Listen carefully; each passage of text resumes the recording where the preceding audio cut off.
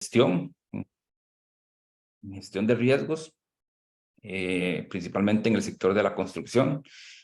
De hecho, ese fue uno de los, como mis escuelas, por decirlo de alguna forma, en el tema de grúas y en otros temas críticos que también he tenido la oportunidad de trabajar.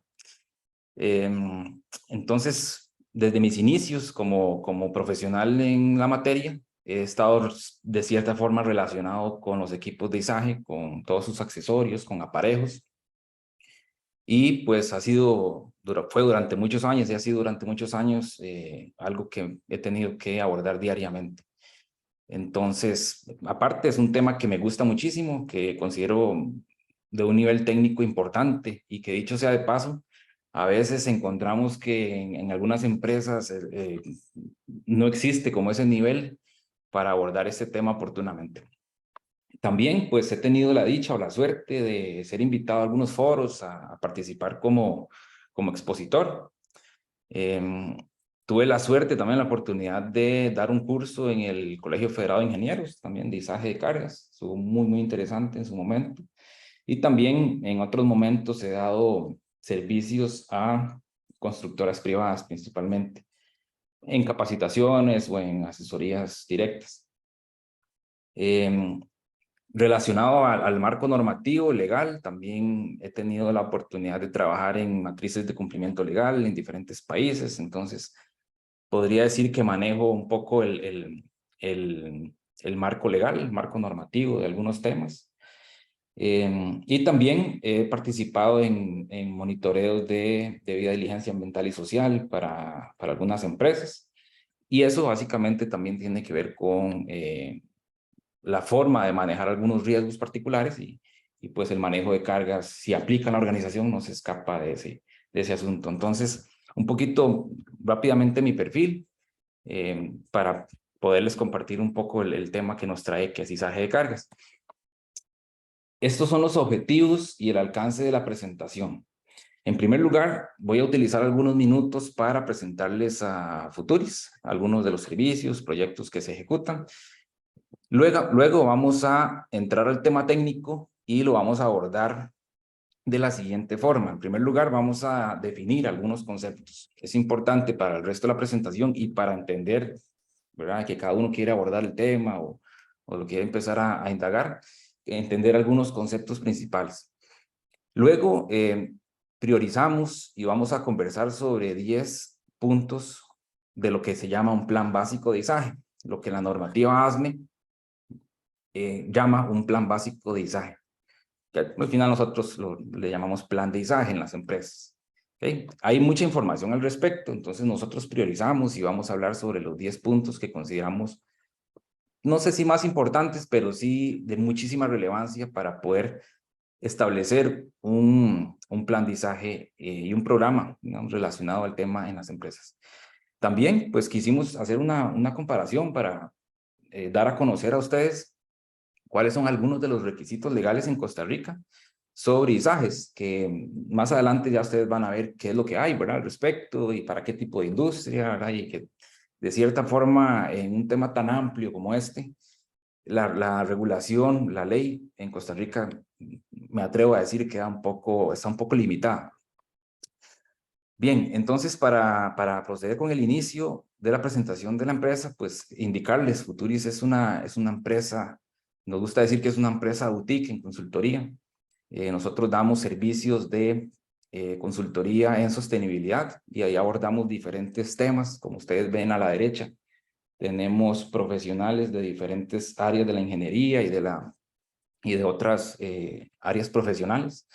Entonces, pues eso nos ha permitido abordar algunos retos y algunos proyectos de una manera muy integral, de una manera muy robusta, por decirlo de alguna forma, porque tenemos diferentes áreas de conocimiento que integramos dependiendo de la tarea que tengamos que ejecutar. Más o menos son unos 15 años de estar en el mercado, ¿verdad? Pero ha sido de muchísimo provecho este tiempo y como ustedes ven también se ha trabajado en más de 30 países, la mayoría en América Latina. También decir, ¿verdad?, que somos un equipo mayoritariamente bilingüe, ¿verdad?, y que hemos estado preparados para competir y para trabajar en diferentes países de la región y del norte y del sur de América.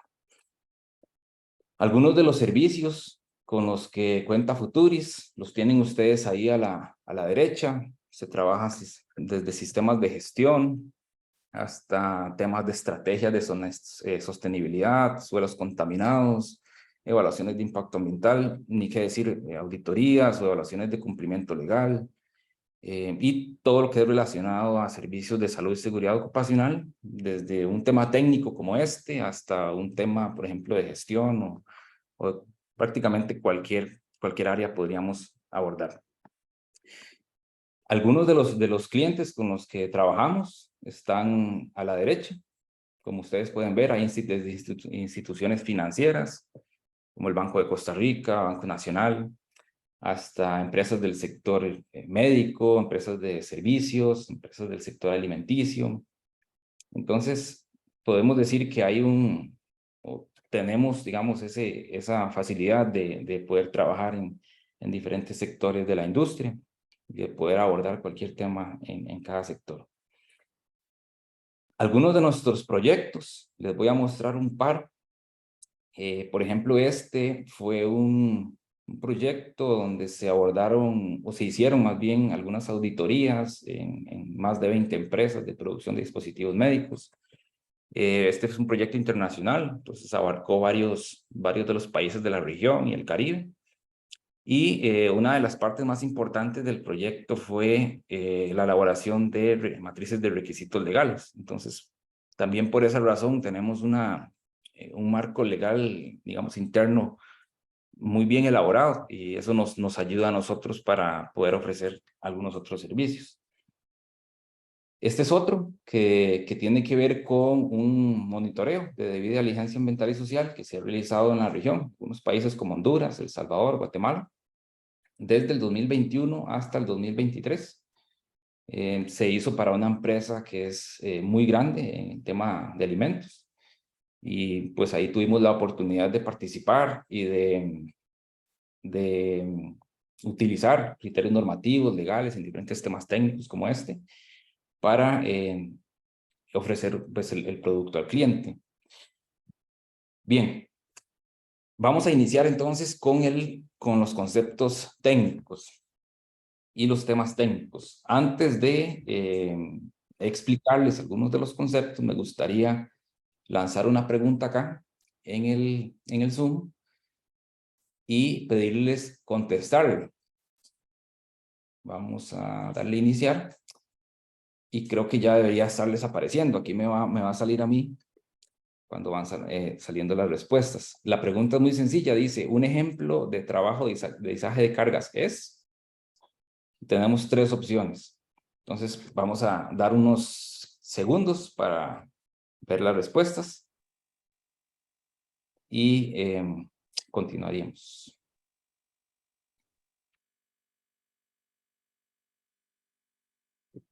Perfecto. Ok. Tenemos 10. Ajá. Ahí vamos saliendo. 14. Que no hay muchas personas entraron, pero ya veo que hay por lo menos 20 personas. Ok. Vamos a dejarlo acá y voy a lanzar los resultados para que los tengan ustedes en pantalla. Creo que ya los están viendo. Sí los están viendo, ¿verdad, Carlos? Sí, sí. Sí, correcto. Ok. Entonces, la pregunta, como decía, un ejemplo de trabajo de izaje de cargas es, opción 1, levantar una carga que reposa en las horquillas de un montacargas. Levantar una carga con una grúa y un aparejo. O levantar manualmente una carga con ayuda de una cuerda. Okay, la mayoría, el 94%, dice que la opción B, que es levantar una carga con una grúa y un aparejo. Efectivamente, esa es la respuesta correcta, y hay algunas diferencias que de hecho quiero pasar a aclarar para nosotros decir es un izaje o no cabe, digamos, esa palabra en esa maniobra, ¿verdad? Porque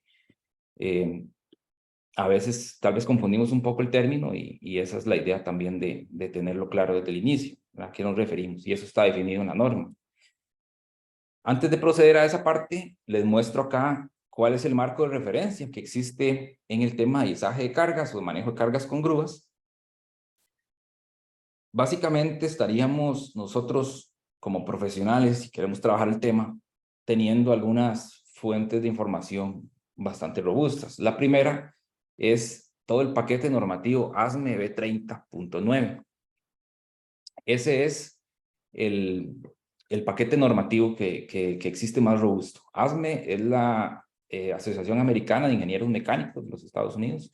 Es una organización privada, ¿verdad?, que emite normativas, emite códigos que al final son de mucho valor, son muy bien actualizados, están en constante revisión y es una muy buena fuente de información para todo este tema. Hay normas que son específicas para ciertos tipos de grúas. Podemos encontrar una norma específica para grúas tipo torre, o podemos encontrar una norma específica para grúas sobre camión, o para una norma específica para ganchos o para eslingas de cadena o eslingas sintéticas. Entonces, existen diferentes documentos que podríamos consultar. Evidentemente no son de acceso gratuito, pero son muy buenas, básicamente. También tenemos OSHA, que creo que todos o la mayoría lo conocemos, ¿verdad? Es la Administración de la Salud y Seguridad de los Estados Unidos, es la ley de los Estados Unidos en la materia, y pues también tiene su fuente de información. Muchas veces OSHA se apoya en ANSI, que es otra organización, se apoya en ASME, para actualizar un poco sus requisitos, pero son menos frecuentemente actualizados. Entonces también eso es importante tomar en cuenta. Y a nivel nacional, pues tenemos un poco la legislación, que lo vamos a ver más adelante, en el Reglamento de Seguridad en Construcciones, pero también tenemos las normativas INTEGE, que es el Instituto de Normas Técnicas de Costa Rica, y que existen algunos documentos asociados que han salido en los últimos 5 años por ahí, y que muchos de ellos también muchos de esos requisitos que están ahí vienen de OSHA y vienen de ASME, creo que todos lo sabemos.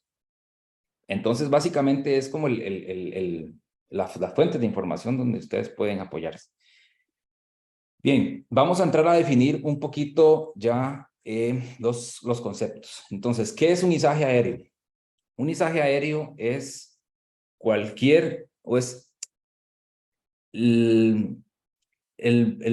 la tarea de levantar una carga del suelo, ponerla en suspensión, y la diferencia es que es con una ayuda mecánica, ¿verdad? Entonces no aplica la fuerza matriz humana, no aplica que sea pues, por personas, básicamente.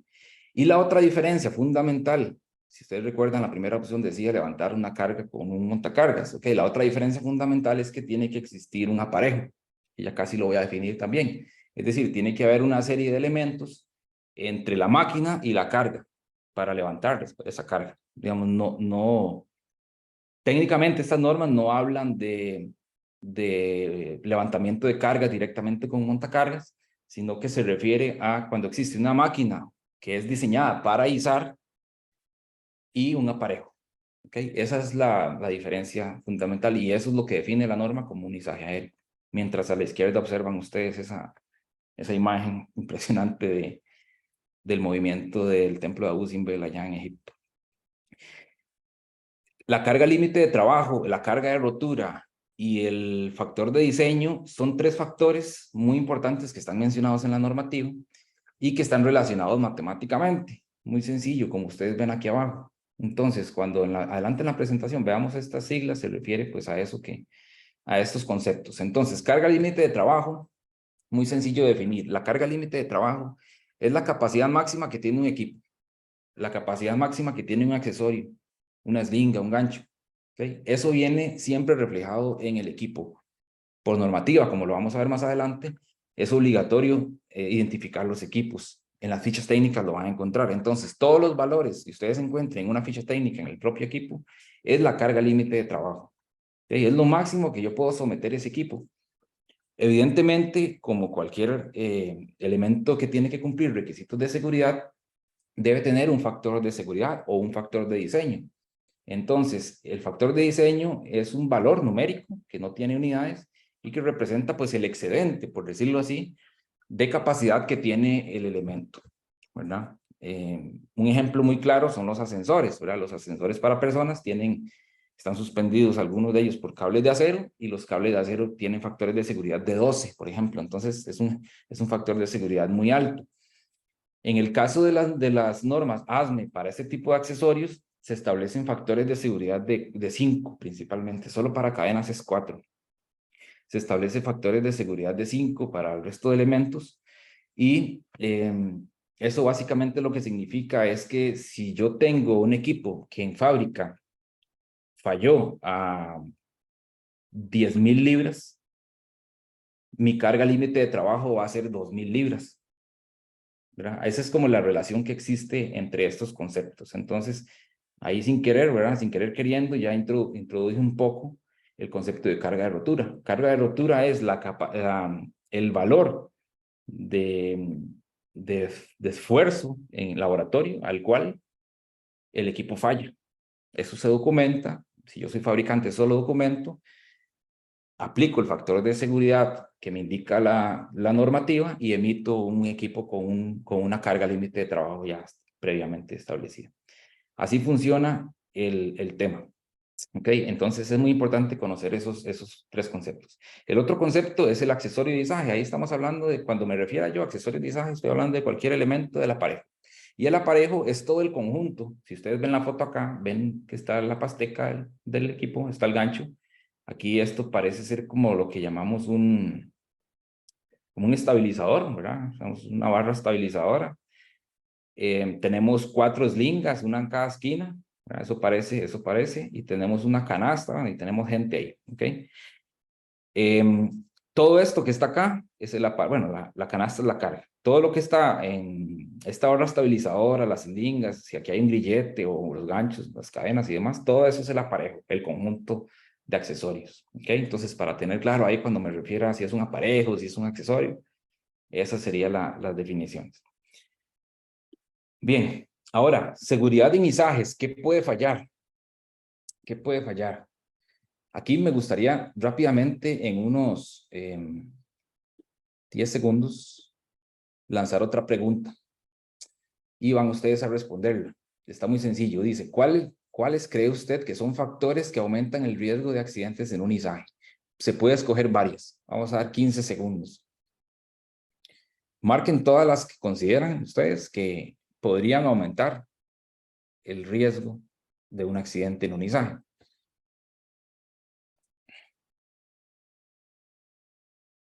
Okay, vamos ahí.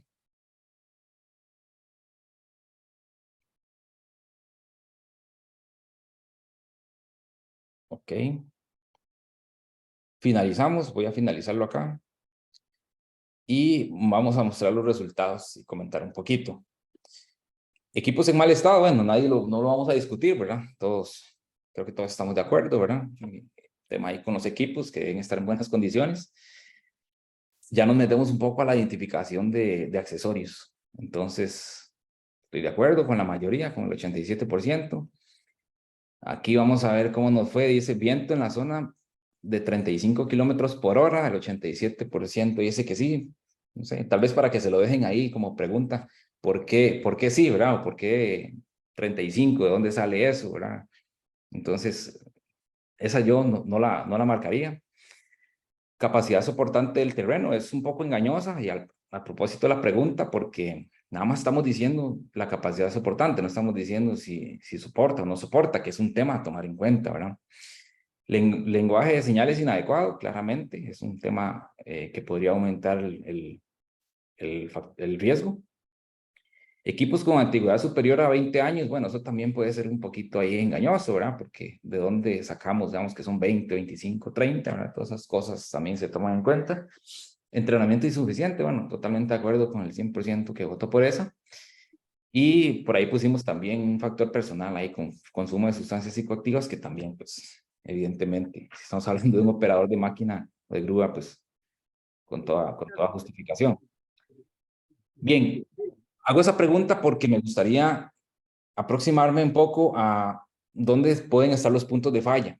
Y dónde pueden estar los puntos de falla es donde hay que actuar al final.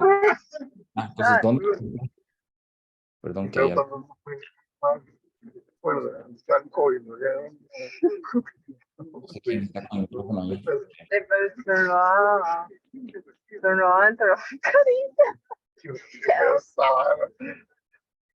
No sé si puedes ver, Carlos, ahí silenciar o ya lo silenciaron. Listo. Okay.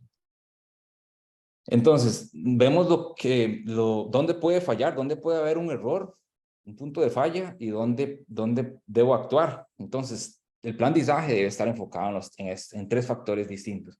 Si ustedes ven acá las imágenes, tenemos 3 áreas donde puede haber un fallo. Evidentemente, tenemos las máquinas, los equipos. ¿Pueden fallar los equipos? Por supuesto que sí, por diferentes motivos. ¿Qué queremos ejemplificar acá? Que las personas pueden estar entrenadas, puede que no, pero aunque lo estén, son susceptibles de equivocarse, de fallar. Entonces, las personas, el factor humano, también está involucrado en esto y muchísimo. Entonces, tenemos máquinas y tenemos personas, factor humano.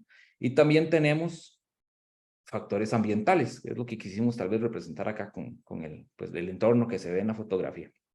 Tal vez no es el escenario nuestro, pero después vamos a hablar un poco de otros factores ambientales que sí nos afectan muchísimo aquí en nuestro país.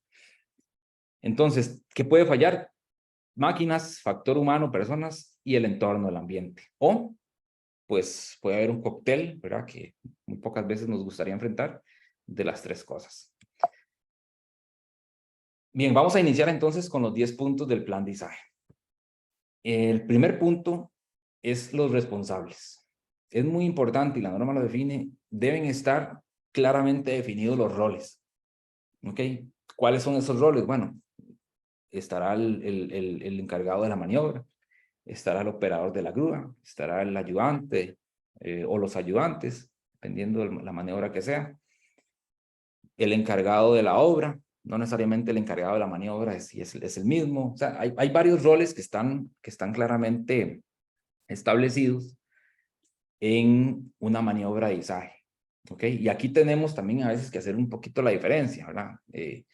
Hay izajes que son rutinarios, ¿verdad? Hay empresas donde se izan cargas a cada momento, todo el tiempo, y hay otros que son izajes menos frecuentes y que son incluso considerados críticos, ¿verdad? Uno puede decir cuáles son tal vez izajes rutinarios y establecer algunas medidas, y uno puede decir también cuáles son izajes críticos que requieren toda una planificación, ¿verdad? No es que el rutinario no amerite, sino que tal vez es distinta la planificación. No importa qué tipo de izaje sea, los requisitos y los puntos que vamos a ver aplican para todos. Entonces, ¿quiénes son los responsables? Ya están definidos. Ok, en el plan de izaje, ¿quién asume cuál responsabilidad? ¿Verdad? Digamos, ¿quién va a ser el encargado de aprobar un plan de izaje, de revisarlo, de ejecutarlo, de implementar todo lo que se indique? Entonces, sí es muy importante que para efectos de iniciar con el control de este riesgo en la empresa, se tenga claro quiénes son responsables, ¿verdad? Porque a veces, pues mucha gente, no sé, tiende a evadir un poquito ahí, ¿verdad? Que eso no me toca a mí, que la seguridad está ahí para eso, ¿verdad? Etcétera. Cosas que hemos escuchado tal vez algunas veces y que no es de esa forma, ¿verdad? Hay roles desde la alta dirección, ¿verdad? Que incluso en un programa podrían estar.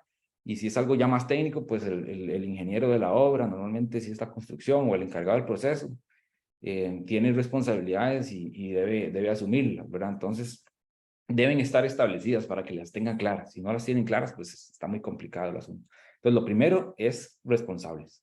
Segundo, comunicaciones. ¿Ok? ¿Cómo nos vamos a comunicar en la maniobra? ¿Ok?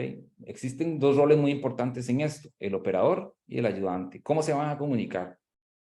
¿Cómo hacemos para conversar o comunicarnos, no conversar, comunicarnos con un operador de grúa que está en una grúa tipo torre a 40 o 50 metros de altura? ¿Qué mecanismos tenemos? ¿Están operativos? ¿Están funcionando? ¿O son efectivos o eficientes? ¿Verdad? ¿Funcionan? ¿No funcionan? Entonces, ¿qué tipo de comunicación vamos a tener en función de la maniobra? ¿Podemos tener comunicación directa? Ojalá que fuera siempre así, ¿verdad? Podemos tener comunicación con equipos, con radios de comunicación, sí, radios de comunicación principalmente, o pues vamos a tener que utilizar algún tipo de señales. que dicho sea de paso, pues aquí no va a ser tema de conversar específicamente de eso, pero la norma ASME 30 establece códigos de señales, ¿verdad? Aunque existen otras fuentes, no es la única, pero está establecido. ¿Y qué es lo que sucede con este tema? Que tiene que estar muy bien entrenada la gente, ¿verdad? Tiene que estar tiene que ser muy fluida y muy clara la comunicación para evitar cualquier fallo ahí. Entonces es muy importante no descuidar esta parte. A veces nos enfocamos en otros temas y decimos, bueno, es que ahí nos comunicamos, ahí yo le indico, yo le aviso. Y hay mensajes que son sumamente críticos, que incluso son realizados en la vía pública y bueno, entonces hay que tener muy en cuenta la comunicación. Tercer punto, ¿el equipo es apropiado? Eso es una pregunta, ¿verdad? Muy interesante a veces. Bueno, ¿el equipo es apropiado y está en buen estado? ¿Cómo hacemos para tratar de controlar eso? Bueno, claramente está definido. Hay equipos que son para izar y hay equipos que no. El hecho que tengan la fuerza mecánica para levantar una carga con un aparejo, como ahí está en la foto, pues no quiere decir que sea un equipo apropiado, ¿verdad? Que lo puede lograr y que pues se puede hacer un plan de izaje específico para usar una excavadora como una grúa, pues hay condiciones muy difíciles a veces que se puede analizar, pero no podemos decir que es un equipo apropiado, ¿verdad? Una excavadora no tiene no es milimétrica, no tiene movimientos tan suaves como los tiene una grúa, por decirlo de alguna forma. ¿Por qué? Porque no es un equipo diseñado para levantar cargas, es un equipo diseñado para excavar, para eso está diseñado. Entonces ahí hay que empezar como a analizar un poco y ver qué soluciones podemos tener, ¿ok? Bien, ¿cómo se define que el equipo está en buen estado? Pues una inspección, podemos inspeccionar el equipo cada cuánto, hay que ver la intensidad de los trabajos, hay que ver otros factores para definir cada cuánto lo vamos a inspeccionar, quién lo va a hacer, ¿verdad? Normalmente, pues hay que admitir, muchas veces no tenemos los profesionales en salud y seguridad en el trabajo el conocimiento técnico, mecánico, para identificar una falla mecánica en un equipo, ¿verdad? Hay que ser muy transparentes, muchas veces no lo tenemos, pero ahí nos tenemos que apoyar en los profesionales respectivos, ¿verdad? Tenemos que apoyarnos en los mecánicos, en los ingenieros electromecánicos o mecánicos, y en conjunto, en equipo, pues establecer algunos lineamientos. Normalmente, pues es una inspección realizada por un profesional en mecánica, ¿verdad? Y ojalá especializado en grúas. Bien, el cuarto punto, ya un poquito ahí más, ya con lo que son aparejos y cargas, tiene que ver con el centro de gravedad. Ok, ¿qué es el centro de gravedad? El centro de gravedad es un concepto de física, ¿verdad? Es un concepto físico que aplica a cualquier objeto, cualquier cuerpo.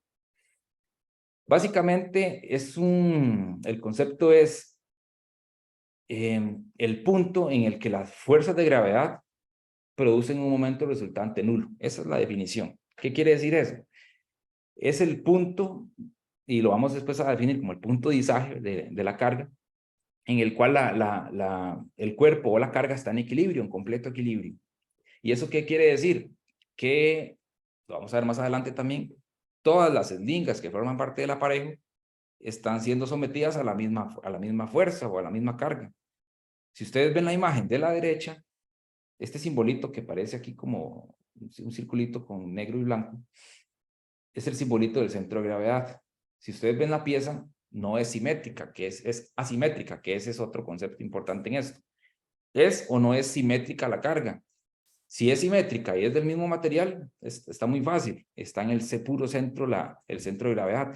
Pero la cosa se complica cuando tenemos que levantar cargas que no son simétricas, ¿verdad? No siempre vamos a levantar varillas o tubos, ¿verdad? A veces hay que levantar máquinas o levantar cargas que no son simétricas y que tras de eso están compuestas por diferentes materiales.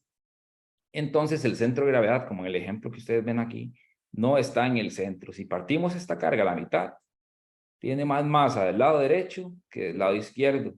¿Y qué va a pasar cuando la levantemos? Pues evidentemente se va a desbalancear, se va a volcar, por así decirlo. Eso me genera a mí algunos problemas. El primero, como les decía ahorita, es la carga superior en la eslinga derecha que la izquierda. Ese es el primer problema. Si estamos justos en la capacidad de carga límite, puede haber un accidente. Segundo, va a haber un movimiento brusco de la carga a la hora de que se despega del piso. Va a haber un movimiento brusco, se va a balancear. El brazo o el boom, la pluma del equipo puede moverse.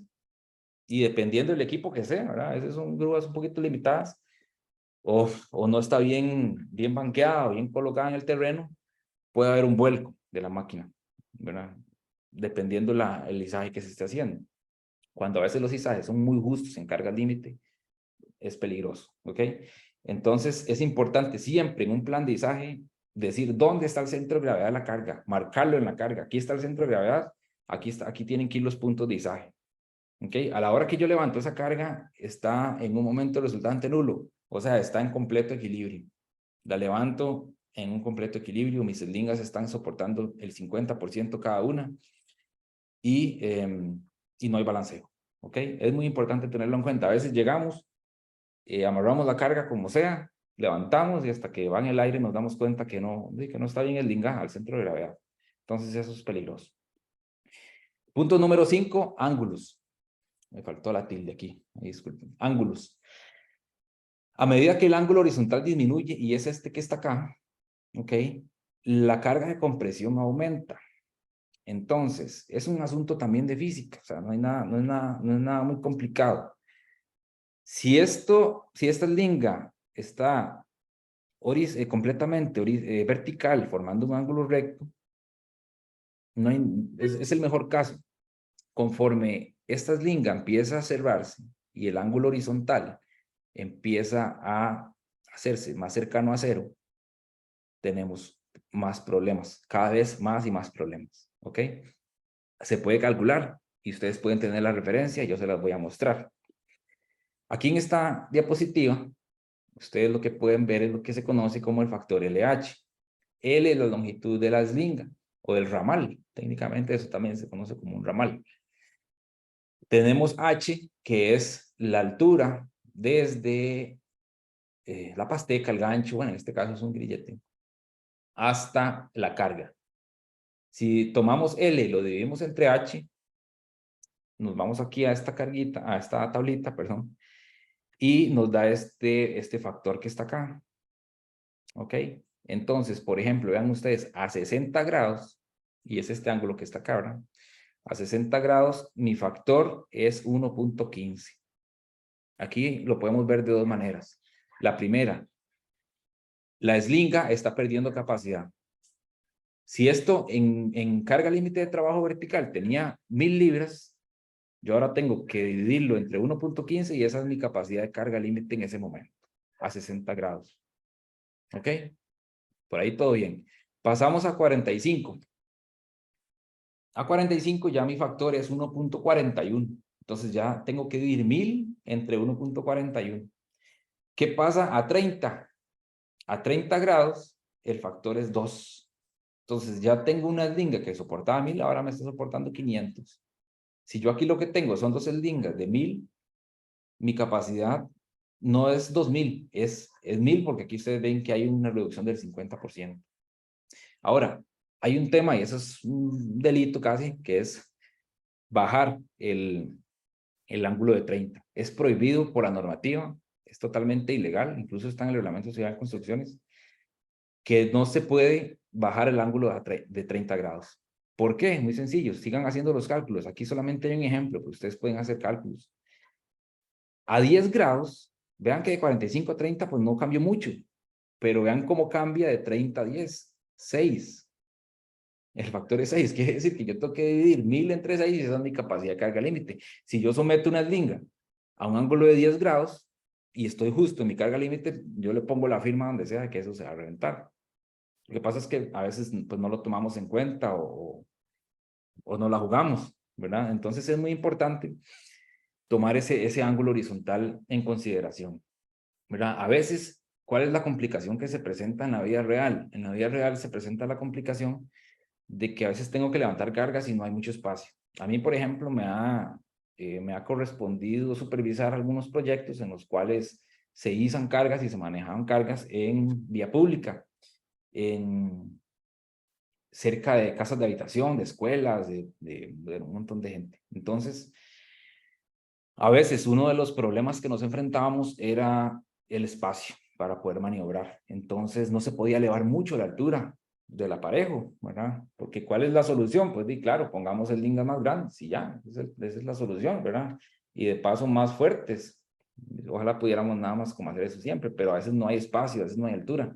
A veces tenemos líneas eléctricas sobre el equipo, sobre la carga, no nos podemos acercar. Tenemos que mover la carga, no sé, cerca a la par de un edificio, etcétera. Entonces, a veces es la complicación. Sin embargo, pues hay que tener clarísimo que 30 grados es lo mínimo. O sea, no podemos bajar de 30 y tenemos que tomar en cuenta el 50% de pérdida. No es que nos vamos a hacer también los locos con eso, ¿verdad? Hay que tomarlo en cuenta. Entonces, perdemos la mitad de la capacidad y no podemos bajar de 30. Ese es un punto importantísimo en esto. Bien, punto número 6, tenemos el uso de accesorios. Bueno, en accesorios tenemos lingas de diferentes materiales, ¿verdad? Los más comunes, cable de acero, cadenas, lingas sintéticas. En toda la familia de lingas sintéticas también podemos encontrar lingas sintéticas planas, podemos encontrar redondas. En cable de acero podemos tener diferentes terminaciones y cadena, pues también diferentes tipos de gancho en el final del accesorio, ¿verdad? También, pues, hay toda una familia de grilletes, ¿verdad? Con diferentes formas, de perno roscado, de pasador, de diferentes diseños. Tenemos prensacables, ganchos, pastecas. Digamos que si ustedes, les recomiendo muchísimo también descargar un catálogo que está en línea, que es el catálogo de Crosby. Crosby es una de las marcas más conocidas de accesorios de izaje, ¿verdad? Y lo que me gusta a mí mucho de Crosby es que están muy alineados con ASME, o sea, ellos son ASME 100%, entonces siempre en las fichas técnicas, en los catálogos, muestran muchísimo de la parte técnica y es una gran fuente de información para aprender. No es el único, ¿verdad? Hay otros fabricantes. Les voy a mostrar un ejemplo de uso de accesorios, ¿verdad? Algo que indica la normativa y que a veces pues uno desconoce. Si ustedes ven acá en este montón de figuritas, ¿verdad? Aquí a la izquierda lo que vemos es un ejemplo de una alineación incorrecta. Digamos que en este caso, pues no es necesario hacer esto, ¿verdad? Posiblemente uno, pues puede cargar el grillete verticalmente, ¿ok? Eso es lo ideal. No es prohibido para los grilletes hacerlo de esa forma, pero hay una pérdida y eso lo podemos ver acá.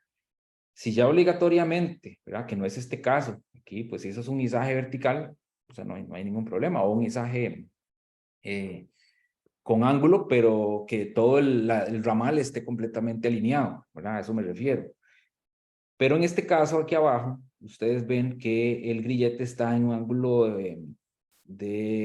está formando como un ángulo de 90 grados con la slinga. Está siendo cargado lateralmente, eso es lo que quiero indicar, ¿ok? Él puede ser cargado lateralmente, está permitido porque su diseño así es, pero hay que tener en cuenta una pérdida. Si no está indicado en la ficha técnica del equipo, entonces podemos tomar este ejemplo que está acá. A 45 grados, 30% de pérdida, y a 90 grados, un 50% de pérdida, como es este caso de acá. ¿Ok? Entonces, igual, ya lo usamos, lo cargamos lateralmente, pero se nos reduce al 50% su capacidad. Si tenía 3.000, ya no son 3.000, ahora son 1.500. Entonces, cuando hacemos un análisis integral de toda la maniobra, el aparejo, y tomamos en cuenta todos esos factores, al final vamos a obtener lo que conocemos como la carga límite de trabajo, que es precisamente el punto 7. Bien, el punto 7 tiene que ver con todo el concepto de carga límite de trabajo. Todo lo que hemos nosotros conversado ayuda a establecer la carga límite de trabajo, ¿ok? Y me refiero a la carga límite de trabajo de todo el izaje, de toda la maniobra. ¿Qué es lo que sucede en este caso? A veces vamos a realizar un izaje, vamos a supervisarlo, y ya llegamos al sitio y nos encontramos con que tenemos una grúa de 80 toneladas. Póngale 300 si quiere toneladas. Y vamos a levantar cargas de 5, de 8. Entonces pensamos, bueno, qué bonito, ¿verdad? Tener un equipo de 300 para levantar 8, ¿verdad? O sea, no hay ningún problema, ¿ok? Ahí hay un error, ¿de acuerdo? Hay que tomar varias cosas en cuenta, no solo con el equipo, sino con todo el aparejo. ¿Qué gano yo teniendo un equipo de 300 toneladas para levantar 8 si al final mi aparejo, su capacidad de carga límite es de 5? ¿Por qué? Porque tal vez tengo slingas que pues esa es su capacidad de carga límite. O no estoy tomando en cuenta las pérdidas, ¿verdad? Que ya hemos estado viendo. Y se me redujo y ni cuenta me di y pensé que la grúa trabaja sola, ¿verdad? Y lo que me falló no fue la grúa, fue el aparejo. Entonces, hay un concepto fundamental en esto, que es que la capacidad de la maniobra o de todo el conjunto no la da la grúa normalmente, la da el elemento más débil del conjunto. Eso es importantísimo tenerlo en cuenta. ¿Cuál es el elemento más débil? Parto de ahí y digo, bueno, tengo una buena capacidad de carga límite, estoy en el rango. Y no hay que andar cerca del 100, ¿verdad? Esto sí hay que tenerlo claro, hay que andar ojalá en el 80, no subir del 80% de capacidad de carga límite, tener un 20 ahí todavía de margen. Ok, entonces eso es importante de tener. Eso no está en ningún lado, eso más es una recomendación mía. Entonces, ¿qué tomamos en cuenta para lo que es capacidad de carga límite? Ya hemos estado viendo los ángulos, el centro de gravedad, cómo están los accesorios puestos, cómo está configurada la máquina, que ya les voy a dar una información de eso, cuántos ramales tengo, ¿verdad? Porque al final la carga se distribuye en todos los ramales. Y obviamente, pues cuánto pesa la carga, ¿verdad? Ese es uno de los errores principales, es que no sabemos cuánto pesan las cargas. Aunque suene un poco raro, así es. A veces no sabemos cuánto pesan. Bien, punto número 8, identificación de los equipos. ¿Ok? Identificación de los equipos. Los equipos, la norma dice, deben estar identificados. ¿Ok? En este caso me refiero a accesorios que estamos viendo acá. Si ustedes ven aquí a la izquierda, pues lo que tenemos es una linga de cadena que tiene una plaquita y la plaquita pues va a tener alguna información. Normalmente la información que viene en las plaquitas es la capacidad de carga límite, ¿verdad? La capacidad de carga límite. A veces viene en inglés, entonces vienen las siglas en inglés que es WLL, pero es capacidad de carga límite y muy importante, ahora que veo aquí esta placa, a veces esto viene de Estados Unidos. Entonces hay que tener en cuenta que las unidades están en el sistema inglés, ¿ok? Libras, pulgadas, millas, etcétera. Entonces, en este caso estamos hablando de masa, normalmente vienen libras, ¿verdad? Y nosotros casi, pues, algunos estarán más acostumbrados a usar libras o el sistema inglés, pero normalmente no, usamos el sistema métrico internacional, ¿verdad? Entonces usamos kilogramos o toneladas, o cualquier múltiplo o submúltiplo. Entonces es importante eso, ¿verdad? Para no confundirse, porque llega uno y dice, mira, 35.300 libras y bueno, vámonos, ¿verdad? Y no son libras, no son kilogramos, son libras, ¿ok? Es muy importante eso. Vamos a encontrar también la longitud. ¿Por qué es importante la longitud? Y lo vamos a ver ahorita en la inspección. Porque a la hora de inspeccionar vamos a medir la cadena, a ver cuánto mide, a ver si se ha elongado, ¿verdad? Porque pues, tal vez no es perceptible para uno, para el ojo humano, ¿verdad? Pero tal vez ya se ha elongado un poco. ¿Cuánto? Bueno, vamos a averiguarlo. Entonces, todo ese tipo de cosas también. ¿Qué otra información? Bueno, aquí podemos ver en el centro un grillete que tiene también el nombre del fabricante, que es un requisito normativo. ¿Quién fabricó eso? ¿Verdad? Es un requisito normativo que el fabricante le coloque el nombre. Aquí ustedes ven un 45 grados, eso significa, pues, de dónde no debería o no se recomienda salirse el esdingado. Entonces, es también importante tenerlo en cuenta. Hay otras marcas ahí que a veces le ponen, ¿verdad? Y que hay que tal vez averiguar qué son. A veces son con tienen que ver con el material de diseño, ¿verdad? O alguna cuestión, como en este caso. Y aquí a la izquierda lo que tenemos es igual, la carga límite de trabajo, que en este caso dice 8 toneladas y media. También para no confundirnos, aquí, no sé si será una cuestión de espacio o qué, pero bueno, aquí toneladas lo marcan con T, ¿verdad? Y no ton, como debería ser, ¿verdad? Según el sistema internacional. Ton, tonelada. En este caso se pone como T, por alguna razón que me imagino es espacio, no sé. Entonces hay que tener eso también en cuenta. Ya con la costumbre, con la práctica de utilizar estos equipos, ya sabemos que esos son toneladas. Pero igual tener cuidado con las unidades. Y aquí a la derecha, pues tenemos una etiqueta de una linga sintética, ¿verdad? Que como ejemplo pusimos. Aquí tenemos capacidad de carga límite por 1, ¿verdad? Que son 3.000 kilogramos. Aquí la tenemos multiplicada por 2 porque es un amarre en U o un canasto. Entonces es el doble. Aquí tenemos una pérdida de 0.8 de estas 3.000, 0.8 por hacerle un ahorcado, un shocker. Y aquí tenemos una pérdida, más bien una ganancia en este caso de 1.4 sobre las 3000 por utilizar una canasta a 45 grados. Entonces, a veces no hay que hacer ningún cálculo ni nada. A veces ya de una vez las etiquetas vienen. Es importante solamente saber comprenderlas y leerlas. Bien, eso es lo que quería tal vez mostrarles.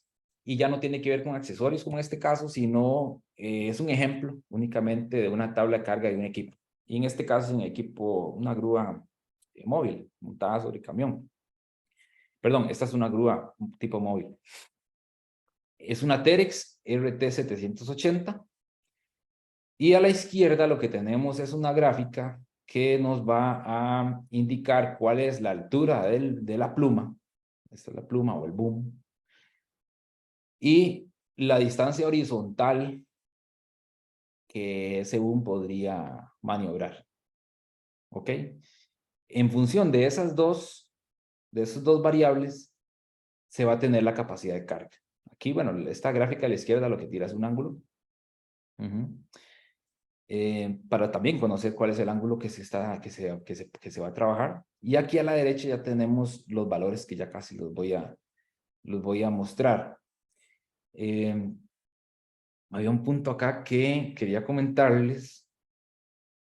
Sí, tiene que ver sí, con la diferencia en estas dos tablas. Si ustedes ven la información del encabezado, ¿verdad? Nos quedamos viendo acá, incluso aquí dice ASME 30.5, ¿verdad? Todo está igual, excepto un dato, un valor, que es, y si ustedes ven esta imagen, esto significa los estabilizadores, ¿ok? La máquina tiene 4 estabilizadores. Si ustedes ven acá, dice que los estabilizadores a 7.3 metros es el 100% y a 3 metros es el 50% aproximadamente, un poquito menos. Hay una diferencia, ¿verdad? Y a veces no la tenemos en cuenta. A veces vemos una grúa banqueada y la vemos tal vez con los estabilizadores o unos más extendidos que otros o simplemente no extendidos en su totalidad y eso afecta la capacidad de carga límite. Muy sencillo, veamos un ejemplo. Tenemos una extensión de boom de 12, veámoslo acá, 12.1 metros, ¿ok? Y tenemos una distancia horizontal de 4.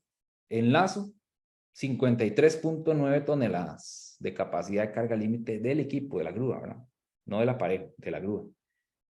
Pero, ¿qué pasó? No sacamos los estabilizadores al 100%, los tenemos a la mitad y hacemos el mismo ejercicio a 12.1 metros, a 4 metros de distancia horizontal y que vendría siendo como aquí, digamos, si me vengo aquí a la izquierda, como aquí, ¿verdad? Aquí está perfecto el izaje. Tenemos que se nos redujo de 53.9 a 22.8. 22, 40. Menos como el 60% de pérdida, solo por no tener los estabilizadores completamente extendidos. Y es que eso se trata de bajar el riesgo de vuelco. Entonces, al final todo esto está diseñado estructuralmente. Entonces, pues estas tablas ya tienen un diseño estructural muy robusto por detrás. Entonces, simplemente saber interpretarlas y respetarlas, ¿verdad? Y respetarlas. ¿Y quién debe respetar esto? Pues obviamente iniciando por el operador y por todas las personas, que por eso es importantísimo volver al punto 1 y decir quiénes son los responsables y cuáles son sus responsabilidades. Entonces, un pequeño ejemplo de cómo interpretar una tabla de carga, ¿verdad? Las mejores condiciones las vamos a tener aquí, lo más vertical posible el boom y lo más cercano a su centro de gravedad, ¿verdad? Y las condiciones más desfavorables va a ser más o menos aquí, ¿verdad? Donde el boom está completamente extendido y horizontal, casi horizontal. Ahí la capacidad es muy baja. De hecho, si ustedes ven, por ejemplo, nos vamos acá a 38, a 24 grados, digamos, hasta 2 toneladas. Digamos, una grúa que pasa de ser de 70 toneladas, pasa a tener una capacidad de carga de 2 solo por su configuración. Entonces, no podemos obviar esa parte. O sea, no podemos decir, mira, tenemos una grúa de 300. Ok, ¿300 en qué? 300 en su mejor configuración, pero en su peor configuración, o aquí, o por allá, o aquí. Para eso están las tablitas de carga. Ok. También tenemos tablas de carga con accesorios, con eslingas, y este es simplemente un ejemplo. No me voy a tener mucho acá, simplemente aquí tenemos tipos de amarres, y aquí nos vamos al tipo de amarre, al tipo de eslinga, y nos dice la capacidad. A veces simplemente contar con la tablita de carga, no hay que hacer ningún cálculo, simplemente leerla, saber cuál es, y esa es la que vamos a utilizar. Entonces, muy importante sí saber cuáles son los tipos de amarre que tenemos, ¿verdad? Si vertical, choker o canasta o en ángulo. Entonces, simplemente entender cómo afecta ese tipo de amarre y cómo interpretar y leer estas tablas de carga. Bien, punto número 9, que está dividido en dos, tiene que ver con la ruta de la carga y líneas de viento. Bueno, mientras aquí también vemos una de las, creo que sí es de la época, no sé si esto, sí es de la época, es la construcción, ese es el Chrysler Building, si no me equivoco, en Nueva York, y se construía al puro frente del Rockefeller Center. Entonces, sí, pensaría que donde están estos obreros, es el Rockefeller Center. Ya se usaban grúas en esa época. Año, ¿cómo es? 30, 1930, época también de crisis económica. Bien, ruta de la carga y líneas de viento. ¿Existe posibilidad de colisiones? ¿Por dónde vamos a pasar la carga? ¿Encima de quién la vamos a pasar? ¿Verdad? Yo sé que no de quién, sino de qué. Está claro que es una prohibición rotunda, pero ¿será que podemos desaparecer una casa de habitación donde hay que pasar encima no sé, una carga? ¿Verdad? Entonces, ¿dónde podría colisionar esa carga? Digamos, ¿dónde me podría chocar? Hay líneas eléctricas, por ejemplo, en la ruta. ¿De cuánto? ¿Cuánto nos podemos acercar? Ya revisamos las distancias de seguridad respecto a líneas eléctricas. Las podemos respetar, ya medimos por dónde va a pasar. Bueno, es muy importante tomar en cuenta esa ruta. ¿Quién va a guiar la carga en su trayectoria? ¿O quiénes? Si la carga es muy voluminosa, a veces no es suficiente con una persona, puede ser dos o más personas que guíen esa carga. Entonces, ¿cómo lo va a hacer? ¿Verdad? Normalmente se utilizan cuerdas y demás, ¿verdad? Entonces, ¿cómo se va a hacer? ¿Y cuántas personas? ¿Quiénes? ¿Y cómo está la comunicación ahí también? Ahí volvemos un poco al punto 2. También los factores ambientales relacionados a esa ruta, ¿verdad? ¿Cómo está el entorno? ¿Cómo está el clima? ¿Cómo está la velocidad del viento? ¿Verdad? Y para el punto que vimos anteriormente, la velocidad del viento, los 35 kilómetros por hora, pues hay un valor pues, que se maneja por ahí, que es 45, pero también depende de lo que diga el fabricante. ¿Verdad? El fabricante puede decir, bueno, esta grúa está para 40, no 45 como dicen otras. Entonces, también es importante tener eso en cuenta, ¿verdad? No ir ahí a buscar nada más en internet y decir, mira, es que ahí dice 45, no. Que dice el fabricante también, porque eso depende del diseño del equipo, ¿verdad?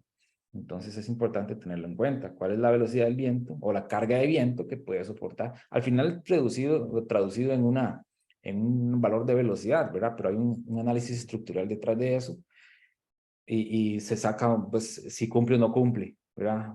Hay lluvia torrencial que afecta la visibilidad o no sé, o algún problema ahí para amarrar la carga. Descargas atmosféricas, bueno, ni se diga, ¿verdad? De estos puntos tan altos y demás, ¿verdad? No siempre vamos a hacer un izaje en un día como este. Hay polvo, por ejemplo, que también afecta la visibilidad o está afectando a la gente en el piso y demás. ¿Y cuál es la capacidad soportante del terreno, verdad? Más que todo para izajes muy críticos. En otro momento, en un proyecto también, teníamos que realizar un izaje crítico con un puente de 35, era por ahí toneladas. Se llevó una grúa bastante grande, pero el problema que se generó es que el suelo, había sospechas de que el suelo estaba muy saturado de agua y que no iba a poder soportar. Entonces se tuvieron que hacer unos estudios del suelo para determinar cuál era su capacidad soportante y se determinó que no iba a poder soportar. Entonces se tuvo que hacer de previo un trabajo de cimentación en los estabilizadores, 4 daditos, bueno, daditos dice uno, ¿verdad? Dadotes de concreto para poder asegurar, y obviamente es un análisis que hizo un ingeniero estructural, para poder asegurar de que esa grúa esa maniobra iba a ser soportada por el terreno. Eso es muy importante. A veces nada más le damos y eso más que todo como paisajes ya muy delicados, de mucha criticidad. Bien, inspección de los accesorios. Aquí lo que tenemos es nada más el criterio de frecuencia, ¿verdad? La norma dice que tiene que haber una inspección visual diaria, realizada diaria no, antes de la utilización. realizada por el usuario. Por eso el usuario, el ayudante, el operario de la grúa debe estar muy bien entrenado, ¿no? Y eso a veces es una limitación. A veces las grúas son contratadas también y llega cada operario que, o sea, no están muy bien formados en algunas veces y me, me, me, me da, me da un poco de risa porque me pasó una vez en un proyecto que el operario de la grúa, vamos a ver, llegué yo a la obra y estaba operando la grúa a otra persona. Entonces ya me pongo a investigar y resulta que es que el operador de la grúa no sabía utilizarlo. O sea, le dijo al encargado que es que esa grúa se la habían dado ese día y que él no sabía cómo se utilizaba, era diferente a la que él usaba. Entonces, bueno, ese tipo de cosas pasan.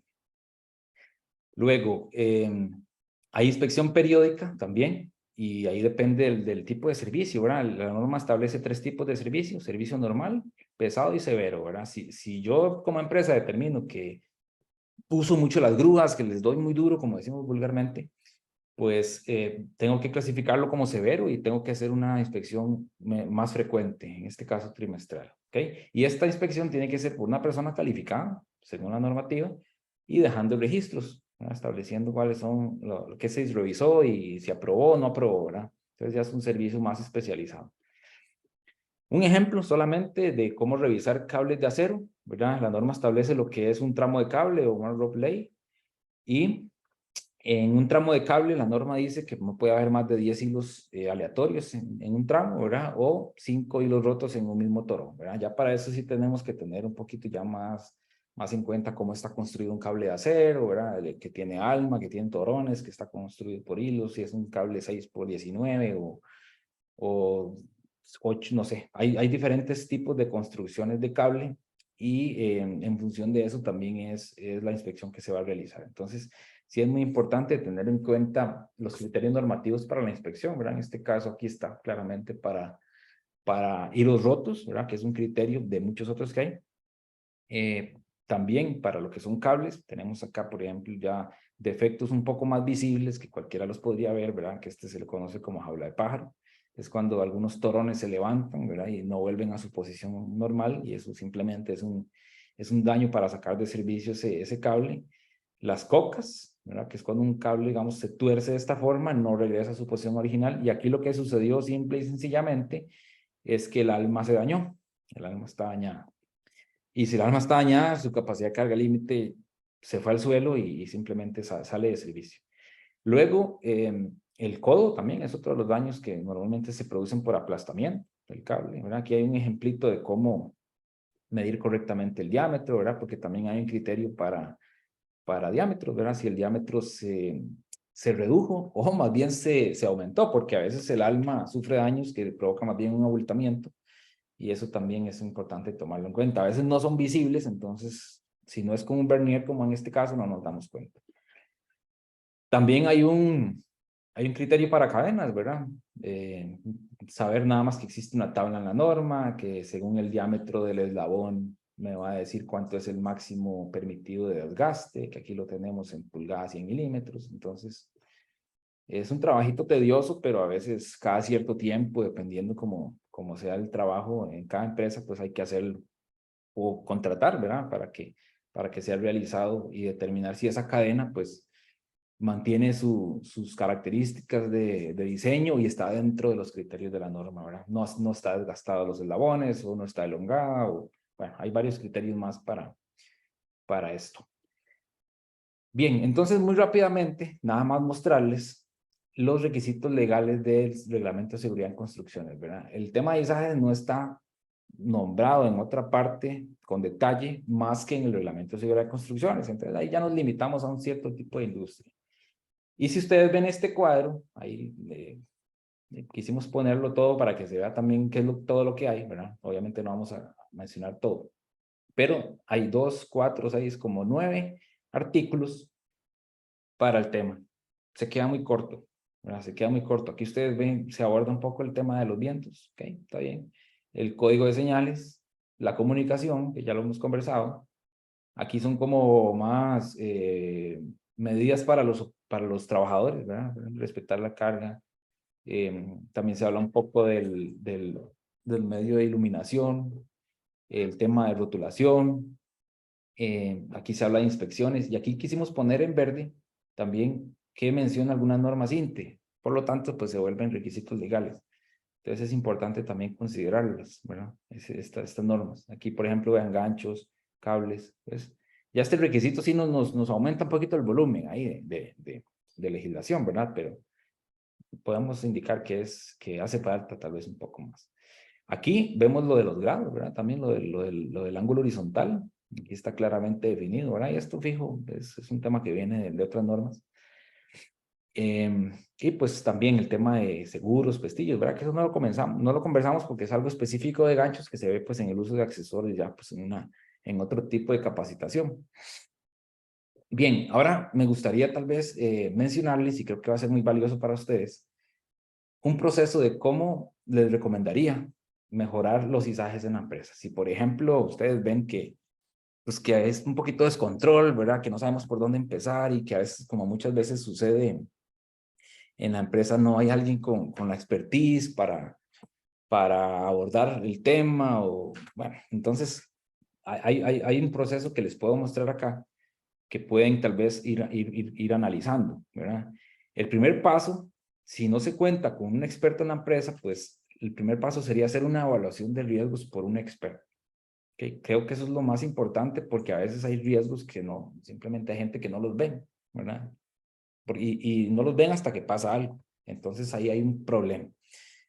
Sería muy valioso, ¿verdad? Si pudieran contar con una evaluación de riesgos de un experto en la materia, ¿verdad? Un experto técnico que haga una evaluación integral y diga qué es lo que está bien, ¿verdad? Y qué es lo que puede mejorar. Después de ahí, identificar cuáles controles faltan, ¿verdad? Muy importante. Bueno, ya tenemos algunos controles, estamos haciendo esto, ok, pero qué más está haciendo falta? ¿Por qué no logramos tener buenos planes de izaje? ¿Por qué los izajes a veces no salen bien?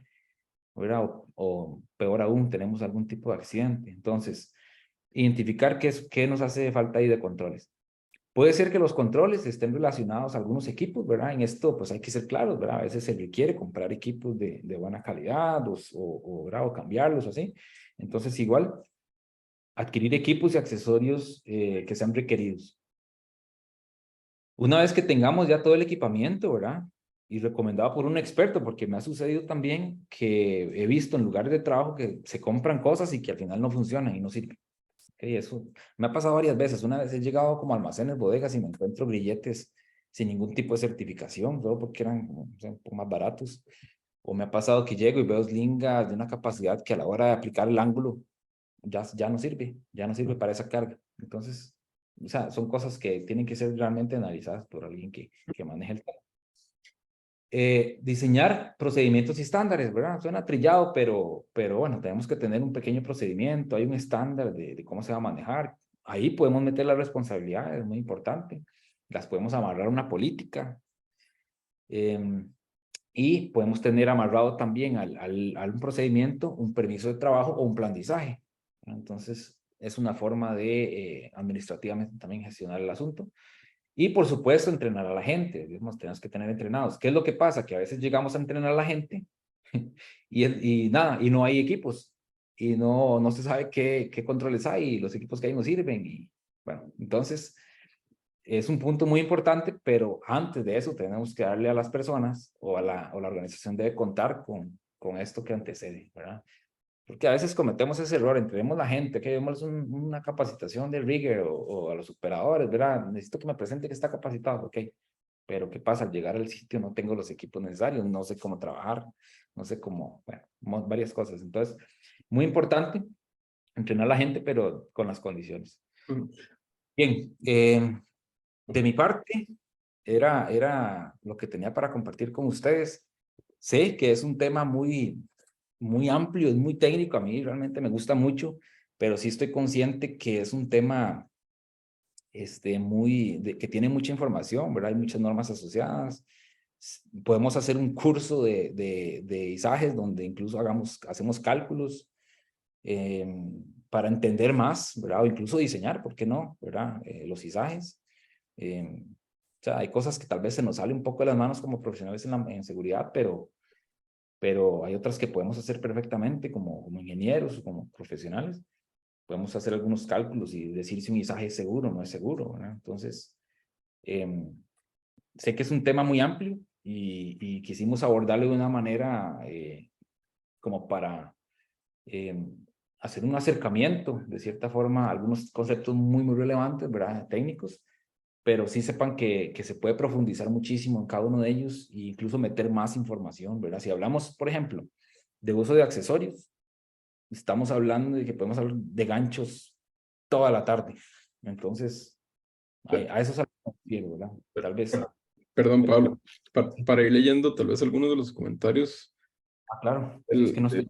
Sí, tenemos nada más dos consultitas. Nos preguntan que cuáles son los requisitos legales que se deben pedir para el personal que use la grúa, por ejemplo, en cuanto al requerimiento de la licencia, ¿no? de los operadores y de capacitación.